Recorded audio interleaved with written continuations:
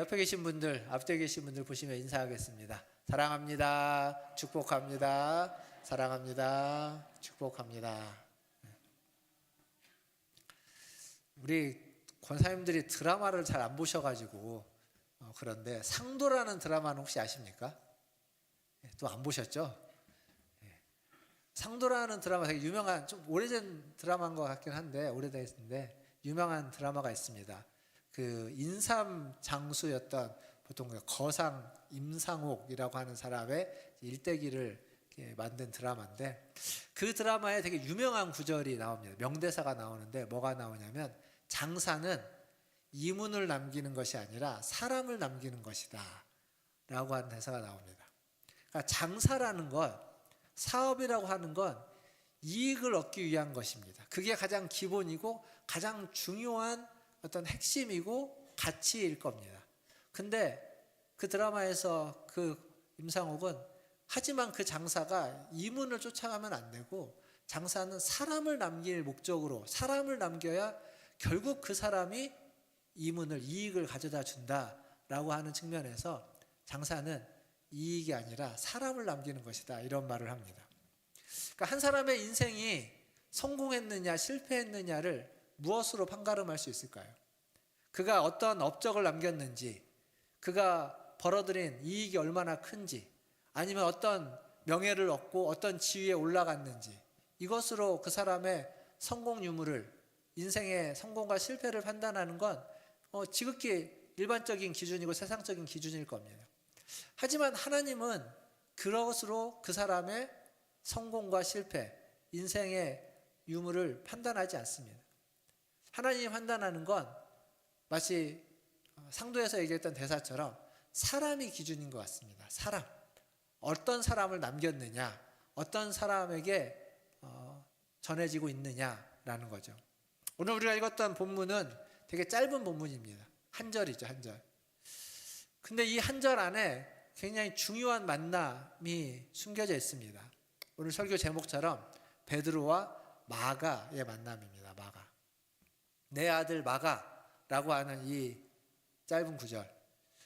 베드로의 진짜 아들이 마가라는 얘기는 아닙니다. 육신의 아들은 마가라는 말이 아니라 영적인 해산의 수고를 통해서 영적인 아들을 마가다라고 이야기하는 거죠. 마치 바울이 영적인 아들을 디모데라고 이야기하는 것처럼 베드로의 영적인 아들은 마가입니다. 근데 이 마가가 어떤 사람이냐면, 우리가 여기서 나오는 마가 하면은 우리가 잘 모르는 사람 같은데 우리가 잘 아는 이름입니다. 여러분, 성경에 마태복음 다음에 있는 책이 뭐죠? 마가복음입니다. 마가가 쓴 복음이에요. 그 마가가 이 마가입니다. 그리고 오순절날 어디에 다락방에서 성령을 받습니까? 마가의 다락방. 그 마가가 이 마가입니다. 그런데 이 마가는요, 굉장히 실수가 많고 어찌 보면 약간 문제아처럼 등장합니다, 성경에.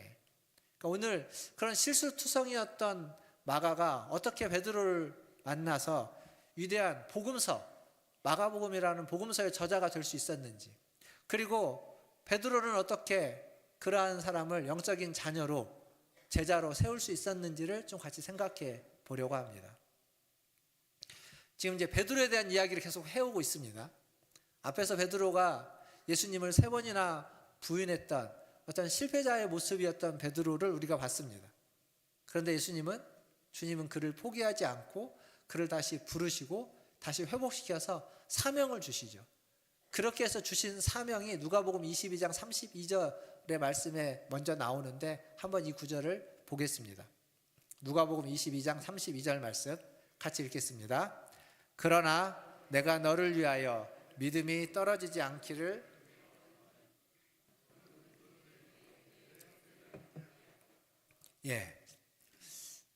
베드로가 시험을 당할 것을 아시고 그것을 위해서 기도했습니다. 그런데 이제 그 시험에서 돌이킨 후에, 회복한 후에 주시는 사명이 뭐냐면, 내 형제를 굳게 하라. 이게 베드로가 받은 사명입니다. 그러니까 그 형제라는 게 베드로 자기처럼 예수님을 다 부인하고 예수님을 다 모른다 하고 도망쳐 버렸던 그 실패했던 제자들, 그를 1차적으로 이야기할 겁니다. 그리고 좀 더 나아가면 주님을 제대로 믿지 못하고, 아니 혹은 믿다가 넘어지고 쓰러지고 그런 시험에 들었던 이들, 그들을 다시 세우는 것이 베드로의 사명이라는 겁니다. 사실 이 마가는요, 초대교회의 교회 지도자들 안에서 마가는 상당히 불편한 존재였습니다. 문제야라고 이야기할 수 있습니다. 이 마가가 또 어디에 등장하냐면 사도행전 13장에 등장합니다. 사도행전 13장에 바울과 바나바가 이제 전도여행을, 첫 번째 전도여행을 떠날 때 그때 동행했던 사람 중에 마가가 있습니다. 마가는 바울의 조카입니다. 외조카. 그러니까 바울의 외조카가 아니라 바나바의 외조카죠. 바나바가 마가의 외삼촌입니다. 그러니까 이제 데리고 가는 거예요. 그래서 같이 출발합니다. 출발해서 여러 가지 일들을 하고 복음을 전하는 것들을 봅니다. 그러다가 밤빌리아라는 곳에 도착을 하는데 어떤 이유에서인지는 성경에 나오지는 않습니다. 근데 그 밤빌리아에서 마가가 그 함께 가는 전도하는 무리에서 나옵니다. 나와서 다시 예루살렘으로 돌아가 버립니다. 무단이탈을 해서 예루살렘으로 돌아가 버리는 거예요. 무단이탈에 대한 그 이유를 신학자들이 여러 가지 이야기합니다. 지도력이 자기가 생각했던 거랑 달랐다. 혹은 어떤 문제가 있었다. 밤빌리아에서 높은 고산지대가 있는데 그 산을 넘어가는 게 너무 힘들 것 같아가지고 미리 겁먹고 포기했다고 여러 가지 이유들이 있습니다. 근데 이제 중요한 건 그런 이유들은 차치하고 일단 그가 그 전도여행을 더 이상 함께하지 않고 그냥 돌아가 버린다는 거예요. 13장은 그 얘기만 나오는데 이게 15장에 가면, 사도행전 15장에 가면 다시 이제 바나바와 바울이 함께 또 모여서 두 번째 전도여행을 떠나려고 합니다. 그때 바나바는 마가를 다시 데리고 가자고 합니다. 근데 바울이 절대 반대합니다. 그는 우리를 배신한 자다, 배반한 자다, 그는 무책임한 자다라고 하면서 바울이 반대해요. 그래서 성경에 보면 서로 바나바와 바울이 다투었다고 나와요. 그리고 어떻게 되냐면 둘이 결별합니다. 같이 안 가요. 그래서 바울은 누가를 데리고 다른 곳으로 가고 바나바는 마가를 데리고 다른 곳으로 갑니다. 그러니까 그 얘기는 뭐냐면 이 마가라는 존재가 바나바와 바울이 갈등을 일으키고 서로 다투어서 이제 헤어질 만큼의 그런 계륵 같은 존재, 애매한 정말 어려운 존재였다라는 것을 말해줍니다. 그러니까 바울의 눈에는 마가는 나약한 사람, 무책임한 사람, 그리고 자기들의 신의를 저버렸던 사람이었던 겁니다. 그렇게 해서 예루살렘으로 돌아왔던 마가, 여러분, 그럼 마가는 예루살렘으로 돌아왔을 때 기분 좋은 기분으로 돌아왔을까요?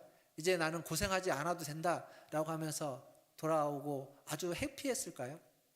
안 그랬을 겁니다. 어떤 이유에서인지 모르겠지만 그렇게 해서 중도 이탈을 하고 돌아오고, 그리고 그 전도여행을 했던 그들이 전도여행을 다 마치고 돌아왔을 때 아마 마가는 굉장히 의기소침해 있거나 스스로 자기 자신을 실패자로 여겼을지도 모릅니다. 그러니까 마가도 그렇게 좋은 상태는 아니었을 겁니다. 그런 마가를 베드로가 제자로 삼는 겁니다. 이런 말이 있습니다. 상처 입은 치유자라는 책에 있는, 상처 입은 치유자만이 다른 사람의 상처를 만지고 치유할 수 있다라는 말이 있습니다. 그러니까 베드로는요, 마가의 모습을 보면서 자기 자신의 모습을 보는 겁니다. 예수님을 절대 떠나지 않겠다고, 예수님을 위해서는 목숨을 버리겠다고 그 호언장담했던 자신, 그런 예수님이 붙잡혀갈 때 그 다른 제자들과는 좀 다르게 따라가긴 했죠. 멀찌감치 거리를 두고 따라가긴 했지만 따라간 그곳에서 예수님을 모른다고 부인해버리는, 저주하고 부인까지 했던 자신의 모습. 그러니까 마가도 전도여행에 함께 했습니다.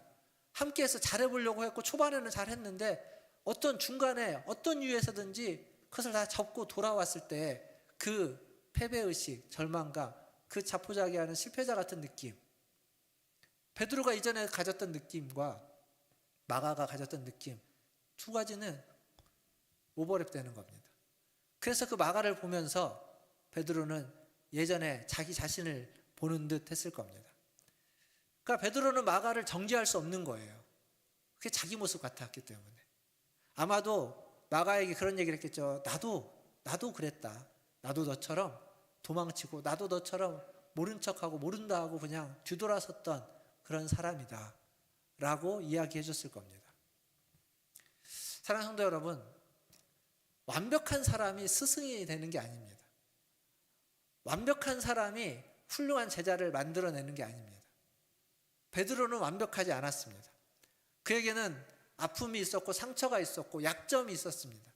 그런데 그 약점을 그는 숨기지 않았습니다. 약점을 있는 그대로 드러낼 줄 아는 사람, 그리고 그 약점을 덮어주시는 하나님의 은혜를 나눌 줄 아는 사람, 그런 사람이 스승이 되고 제자를 세울 수 있는 사람입니다. 베드로가 그런 사람이었죠. 여러분 주변에 어떤 방황하는 이들이 있습니까? 영적으로 헤매고 있는 이들이 있습니까? 그들에게 여러분이 해줘야만 하는 이야기는 여러분의 성공담이 아닙니다.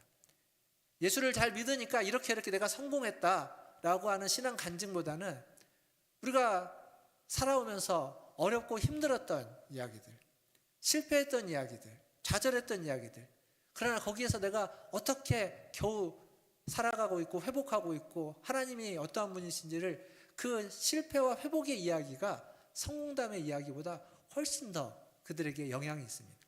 한번 생각해 보십시오. 여러분이 따르고자 하는 스승이 완벽한 사람입니다. 근데 나는 완벽하지 않아요. 나는 너무 모나있고 부족하고 빈틈이 많은데 내가 따르고 싶은 사람은 완벽해요. 완벽하니까 따르고 싶었겠지만, 그런데 따라가다 보면 범접할 수 없는 그 스승의 완벽함 앞에서는 자기 자신은 더 초라해 보이고 불가능해 보이고, 그러면 온전히 신뢰하고 따라가지 못합니다. 어쩌보면 좀 인간적이고 좀 부족해 보이고 좀 허접해 보이는 그런 사람이 훨씬 더 믿고 신뢰할 수 있는 사람이 되기도 하는 겁니다.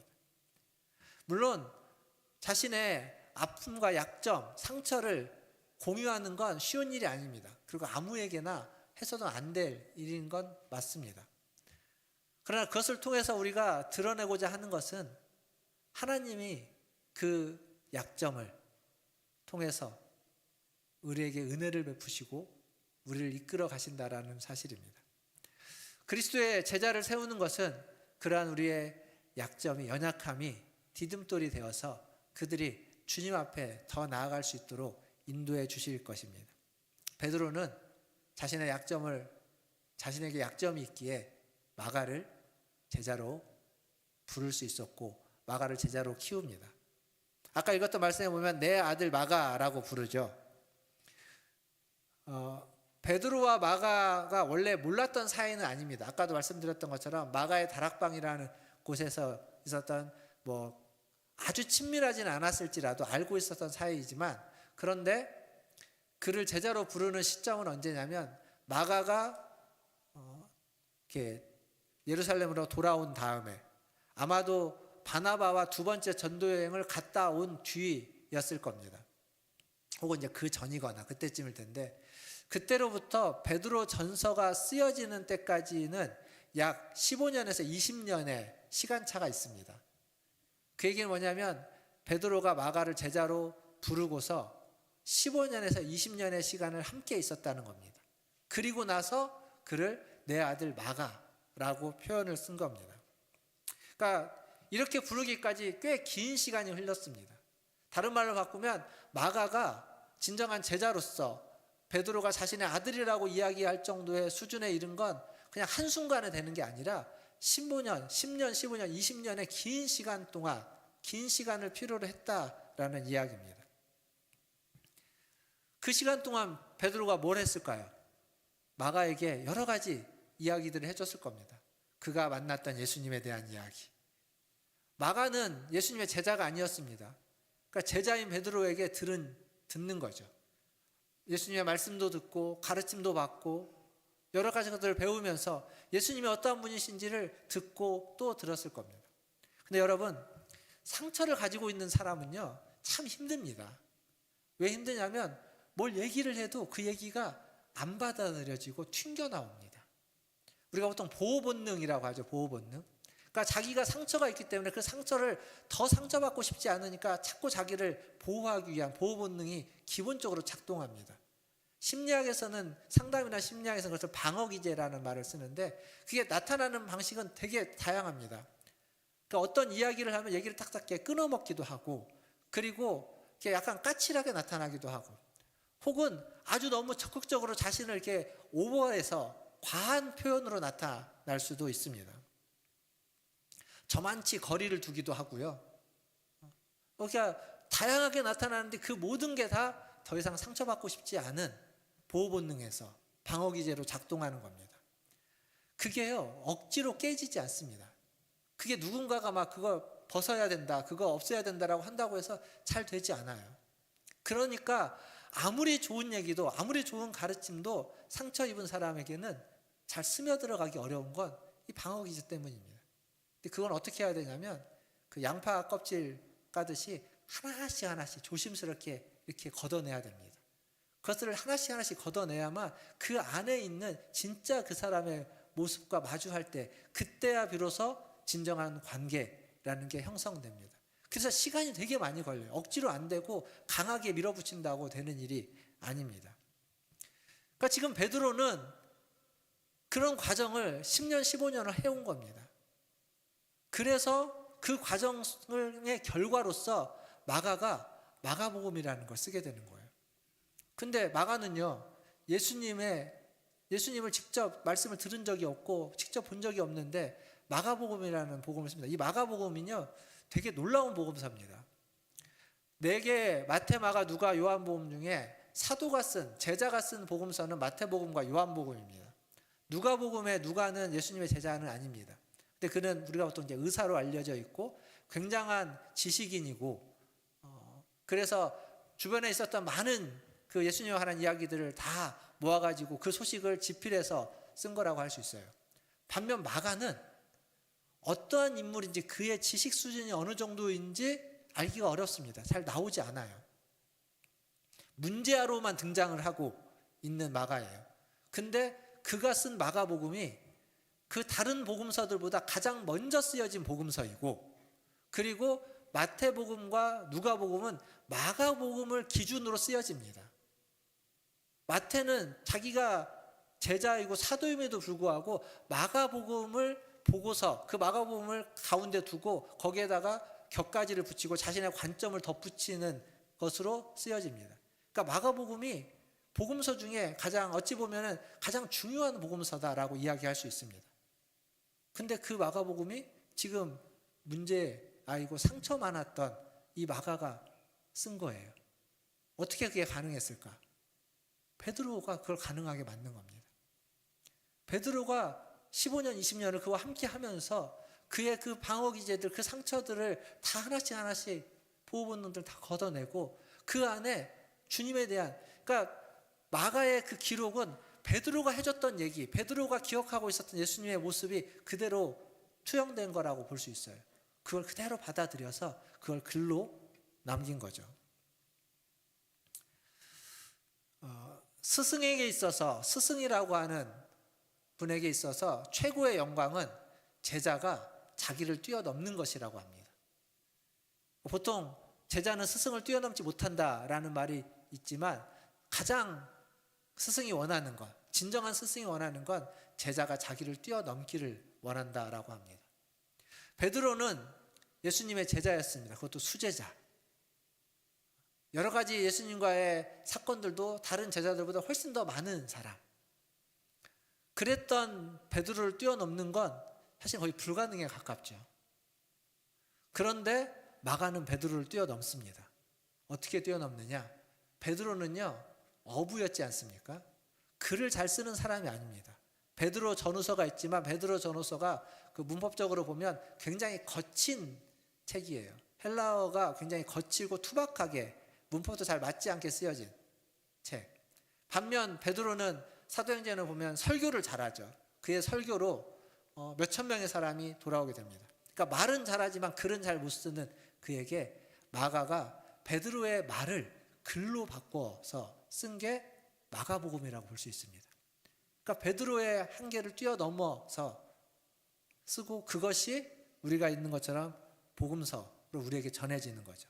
영원히 지어지지 않는 하나님의 말씀으로 남게 되는 겁니다. 그러니까 베드로는 도망자인 마가를 배신자였던 마가를 복음서의 저자 마가로 바꾸어 놓은 사람입니다. 근데 베드로가 그렇게 특별하지는 않는 것 같은데 그렇게 된 거예요. 사랑하는 성도 여러분, 기억할 건 이겁니다. 이게 한순간에 이루어진 일이 아니라는 것. 그의 변화와 성장에는 수많은 거절과 회피와 혹은 때로 불만과 갈등이 있었을 겁니다. 그 방어 기제를 뛰어넘어가는 과정. 못 뛰어넘을 수도 있습니다. 그걸 다 제거하지 못할지도 모릅니다. 그러나 결국 지난 금요일 날 금요기도회 때 말씀드렸던 하나님의 사랑과 그리스도의 인내, 하나님의 사랑과 그리스도의 인내로 베드로는 그 마가의 모든 방해 의제를 제거하고 그것을 뛰어넘어서 그를 변화시키고 성장시켰다라는 겁니다. 중국에 모소 대나무라고 하는 되게 희귀한 대나무가 있다고 합니다. 이 대나무와 관련된 이제 글이 되게 많은데요. 조금 과장된 글도 있고 그렇다고 하는데 이게 뭐냐면 그 대나무가 이제 땅에 심겨지면 싹이 나는데 이 싹이 나서 한 3cm 정도까지 이렇게 크는데 그렇게 크고 한 3년, 4년을 더 이상 안 큰다고 합니다.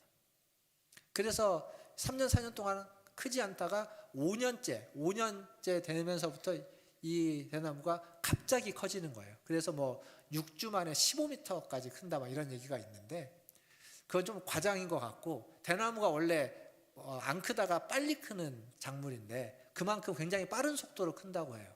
근데 그 4년 동안 3, 4년 동안 3cm밖에 크지 않고 안 크고 있을 때 정말 안 크고 있느냐?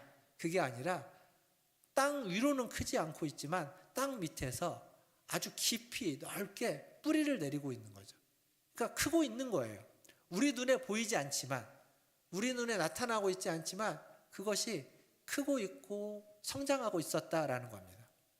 결국 우리가 보는 것이 우리 눈에 보이는 것이 전부가 아닙니다.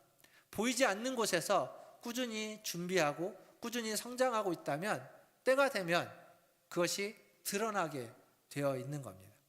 그러니까 내가 보기에는 지금 3cm 같은 아주 작고 보잘것없는 것처럼 보이지만 그리고 그게 계속 그렇게 고수준에 머물러 있는 것처럼 보이지만 꾸준히 그것이 땅에 뿌리를 내리고 있다면 인내의 시간을 가지고 준비하고 있다면 때가 되면 그것이 드러나게끔 되고 결국 열매 맺게 된다는 겁니다. 변화를 일으킨다는 겁니다.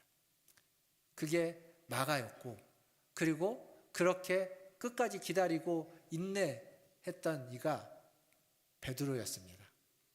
사랑하는 성도 여러분, 우리도 마찬가지입니다.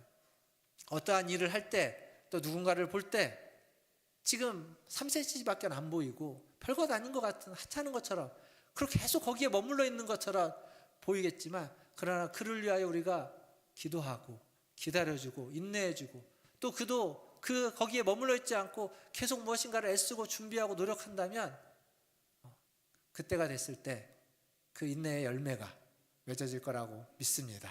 그러한 베드로와 같은 그리고 마가와 같은 우리 성도님들 다 되시기를 주님의 이름으로 축원드립니다. 마지막으로 사람을 세울 때 주의할 점이 하나 있습니다. 좀 이제 제자 양육, 제자 훈련, 제자라는 말을 쓴다면 제자 훈련을 이야기할 때 가장 주의해야 될 건 뭐냐면 제자는 나의 제자를 만드는 게 아니라 그리스도의 제자를 만드는 것이다라는 겁니다. 나를 도와주는 나의 일꾼을 세우는 것이 아니라 하나님의 일을 하는 하나님의 일꾼을 세워야 된다라는 겁니다. 그래서 진정한 제자 훈련은 작은 예수를 세우는 거라고 이야기를 하기도 하죠. 나의 일꾼, 나의 일을 도와주는 그러한 수족을 세우는 것이 아니라 하나님의 일을 하는 하나님의 일꾼, 그리스도의 제자로서 작은 예수로서 주의 일을 감당하는 모두에게 유익한 사람을 세우는 것, 그게 진정한 제자 훈련이다 라고 말할 수 있습니다. 오늘 우리가 읽었던 말씀에 마가를 두고 베드로가 나의 아들이라고 했습니다. 그런데 성경을 보면요, 마가가 베드로에게만 머물러 있지 않습니다. 디모데후서를 볼 텐데 디모데후서 4장 11절을 한번 읽어보겠습니다. 디모데후서 4장 11절 같이 한번 읽겠습니다. 시작. 누가만 나와 함께 있느니라.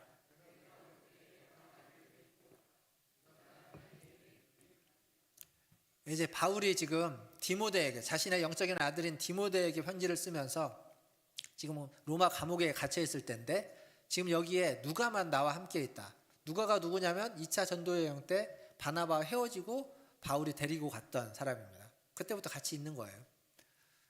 근데 디모데에게 뭘 이야기하냐면, 너가 올 때에 혼자 오지 말고 마가를 데리고 오라 라고 합니다. 이 마가가 그 마가입니다. 그러니까 예전에 배신자였고 절대 함께 전도여행을 못 갈 사람, 상종치 못할 사람으로 바울이 내쳤던 마가가 15년 20년이 지나면서 변했고, 바울이 인정했고, 바울이 꼭 보고 싶은 사람으로 디모데에게 부탁해서 데리고 오라고 하는 사람이 되었습니다. 그리고 마가는 그렇게 바울에게도 갑니다. 또 한 구절을 보겠습니다. 빌레몬서 1장 24절입니다. 빌레몬서 1장 24절 같이 읽어보겠습니다. 시작. 또한 나의 동역자 마가, 아리스타고, 데마, 누가가 문안하느니라. 성경에 이렇게 순서를 중요시 여기는 경우들이 있어요. 여기서 순서가 얼마나 중요한지는 뭐 비중을 따라서 다르겠지만, 일단 누가가 맨 뒤에 있습니다. 그리고 누가 맨 앞에 있죠? 마가가 맨 앞에 있습니다. 그것도 나의 동역자 마가, 바울이 쓴 편지입니다. 그러니까 지금 바울에게 마가는 그 옛날에는 20년 전에는 배신자요, 배반자요, 무책임한 자라고 해서 내침을 당했지만, 그러나 지금의 마가는 동역자로 인정받고 있는 마가입니다. 그러니까 마가는 분명 과거에 그는 실패했고 과거에 문제가 있었던 사람입니다. 그러나 그것을 회복해서 제자가 되었고, 그는 베드로만의 제자가 아닙니다. 베드로가 나의 아들이라고 했지만 베드로의 일만을 돕는 자가 아니라 바울과 그리스도를 위하여라는 하나님의 일꾼으로서 쓰임받았고 바울에게도 인정받고 있다라는 겁니다. 베드로는 마가를 자기 아들이라고 부르지만 자기의 소유물로, 자기의 인내의 열매였지만 자기만을 위하여 인내의 열매라고 강조하고 주장하고 붙잡아두지 않았다라는 겁니다. 그게 베드로입니다. 하나님을 위하여, 하나님의 일을 위하여 그를 세웠고 나의 아들처럼 여기면서 생각했지만, 그 아들을 기꺼이 다른 곳으로 보낼 수 있는, 내 품 안에 두지 않고 다른 데로 보내어서 주의 일을 할 수 있도록 하는, 누구를 위해서든지 어떤 공동체를 위해서든지 어떤 일을 위해서든지 보낼 수 있는 사람, 그게 베드로였고, 그의 수고가 어쩌면 자기에게는 아무런 득이 되지 않을지도 모릅니다. 자기를 누군가 돌봐주지도 않을지도 모르겠지만, 그러나 아랑곳하지 않고 그가 세운 그의 일꾼을, 그의 제자를, 그의 아들을 보내었다라는 겁니다. 그래서 마가는 초대교회 복음서를 최초로 쓴 그러한 복음서의 저자가 될 수 있었습니다. 말씀을 좀 마무리하면서, 오늘 설교 제목이 베드로와 마가입니다. 베드로는 누구의 제자일까요? 예수님의 제자겠죠. 마가는 누구의 제자라고 할 수 있을까요? 베드로의 제자라고 할 수 있을 겁니다. 무슨 얘기냐면, 그러니까 우리는 누군가의 제자입니다. 동시에 누군가의 스승이 될 수 있습니다. 베드로는 예수님의 제자이지만 마가의 스승이라고 할 수 있습니다. 그러니까 우리가 이 한 사람, 제자로서든 스승으로서든 있을 때 나는 그냥 나 혼자 존재하지 않고 누군가와 항상 연결되어져 있습니다. 우리가 여기 이렇게 있을 수 있는 건, 우리가 그냥 내가 태어나서 자라나다가 어느 순간 하나님을 믿고 싶어져서 알아서 하나님을 믿고 알아서 교회에 나와서 알아서 신앙생활 하다가 여기까지 온 것이 아니라, 누군가 우리에게 하나님에 대해서 알려주고 전해주고 보여주고 함께 신앙생활을 해왔던 그 함께 했던 이들이 있는 겁니다. 그들 중에는 나의 스승과 같은 분이 있고 나의 형제와 같은 분이 있고, 때로는 나의 제자와 같은, 나의 후배와 같은 이들도 있다라는 겁니다. 사랑하는 성도 여러분, 여러분에게 한 가지 물어보겠습니다. 여러분의 신앙을 이어받을, 여러분의 믿음을 이어갈 영적인 자녀가, 제자가 여러분에게는 있습니까? 여러분은 누구의 신앙, 누구로부터 믿음을 받아서 그 신앙을 이어 오셨습니까? 두 번째 질문보다 저는 첫 번째 질문 여러분이 좀 고민하고 생각하면 좋겠습니다. 나의 믿음과 신앙을 나는 누구에게 물려주고 있는가? 누가 있을까? 인생의 노년의 베드로가 나의 아들 마가라고 했던 그러한 사람. 비록 가진 재산은 별로 없고 몸도 쇠약해졌지만 그래도 마가가 있다. 그 말은 내가 만난 예수님을 이 아이도 만났고, 내가 전한 복음을 이 아이도 전하고 있고, 그리고 내가 한 일보다 더 큰 일을 하는 이 아이가 나에게는 있다라고 하는 그런 마음, 그런 사람, 그런 사람이 있기를 바랍니다. 이게 우리가 지향해야 되는, 우리가 어떤 삶을 살아가면서 이렇게 방향을 설정해야만 하는 그러한 인생이 아닐까 싶습니다. 다른 사람에게 복음을 전하는 것, 가정에서 자녀들에게 잔소리를 하는 것보다는 예수님을 만난 이야기들을 하고 예수님의 사람으로 어떻게 살아가야 되는지를 이야기하고 하나님의 은혜에 감사하는 것들을 전해주고, 교회에서는 새로운 사람들이나 신앙에서 후배들에게 다른 이야기를 하는 것이 아니라 나의 실수, 나의 연약함을 덮어주시는 하나님의 은혜에 대해서 나누어주고, 사회 속에서, 일터 속에서는 그리스도인으로서 사람들의 멘토가 되어주고 그들을 위해서 기도해주는 사람으로서 살아가는 것, 그게 우리가 지향해야만 하는 삶이지 않을까 싶습니다. 말씀을 맺으면서 실패자였던 마가를 품어서 초대교회의 복음서의 저자로 키워낸 베드로. 근데 베드로도 상처가 있는, 아픔이 있는 자죠. 그날 그 상처, 그 아픔의 흔적을 가지고 있지만 그 넓은 가슴으로 마가를 품어 안았던 것처럼 저와 여러분들도, 우리도 아픔이 있고 완전하지는 못합니다. 부족합니다. 그러나 베드로의 넓은 가슴을 본받아 다른 이들을 품어 안고 세워줄 수 있는, 제자를 삼을 수 있는, 여러분의 신앙을 물려줄 수 있는 그러한 우리 문화천지교회 성도님들이 다 되시기를 주님의 이름으로 축원드립니다. 기도하겠습니다.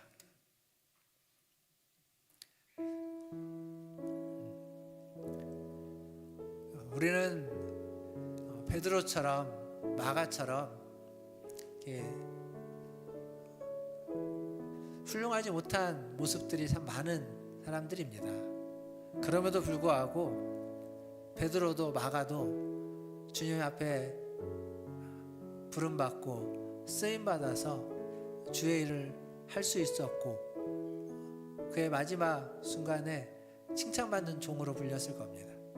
우리도 그럴 수 있다라는 겁니다. 오늘 시간 기도할 때 실패자를 품어 안고 기다리고 인내해서 그를 하나님의 귀한 일꾼으로 제자로 세웠던 것처럼 나를 품어 안고 끌어안고 여기까지 와주신 그들에게 또 하나님의 은혜에 감사할 뿐만 아니라 또 내가 누군가를 안아주고 기다려주고 인내해주면서 귀한 주님의 제자로, 귀한 주님의 일꾼으로 세워줄 수 있도록 저와 여러분의 가슴이 상처가 있지만 넓은 가슴으로 끌어안을 수 있는 그러한 가슴이 되게 해달라고 같이 한 목소리로 기도하며 나아가겠습니다. 함께 기도하겠습니다. 하나님,